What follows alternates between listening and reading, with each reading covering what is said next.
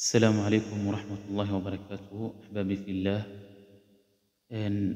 بل آيضاهان سفي عن الليجيستا إله سبحانه وتعالى وحليه يوم يفر المرء من أخيه وأمه وأبيه وصاحبته وبنيه لكل امرئ منهم يومئذ شأن يغنيه. إله سبحانه وتعالى وحينو شيء إن مالنا أي ما دونته وقفك بن آدنك dadka uu ugu jecel yahay uu ka carari doono. dadka aad adiga markaad dhibaato aad ku jirto aad u cararto xaggooda, isla dadkaas ayaa maalin waxaa imaan doonta aad adiga aad ka carari doonto. dadka kuugu dhow ee aad garab aad weydiisato marka aad dhibaato aad ku dhex jirto aad u cararto xaggooda, maalin waxaa imaan doonto isla dadkaas aad ka carari doonto. ilaah wuxuu leeyahay yowma yafiru almar'u min akhiih, maalin qofka bin aadanka uu ka carari doono min akhiihi walaalka waa garabkaaga. markii adduunka la joogo maanta haddii qof xataa gacan uu kugu soo taago walaalkaaga oo qofka ugu horeeya maxaa la yidhahdaa ee garabkaaga taagan oo dagaalkaas kula gali doono. dhibaato haddaad ku jirto oo qofka ugu horeeya dhibaatadaas maxaa la yidhahdaa ee garabkaa siin doono si aad ugu baxdo.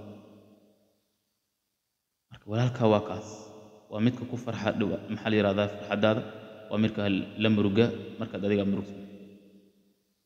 kawaran marka walaalkaaga oo saas u qiimo badan maalin ay imaan doonto oo adiga aad ka carari doonto asigana uu ka carari doono.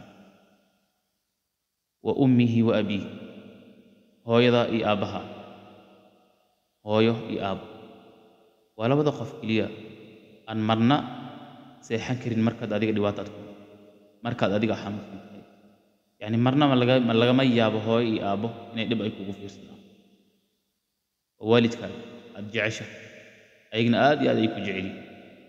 maca daalika maalin waxay imaan doonto labadaas qofood aad ka carari doonto ayagana ay ka carari doonto. wa saaxibatihi wa banii, xaaskaaga carruurtaada kulli mujeedaa maalintaas way ka carari doonaan adigna waad ka carari. maxaa yeelay likulli imri'in minhum yowmaidin sha'nu yugni, qof walbo arrin asiga qusaysa ee ku filan dhibaato asiga ku filnaa haysta qof walba maalinta qiyaama. marka qof kale xasuusanaya ma jiro, qof walbo nafsii u taagan yahay, naftiisu meel u raadinaya. adiga maalintan oo ilaah subxaana wa tacaala sidaan oo ilaah subxana wa taala inoo sheegay maalintan aadka u weyn wax ma hormarsan.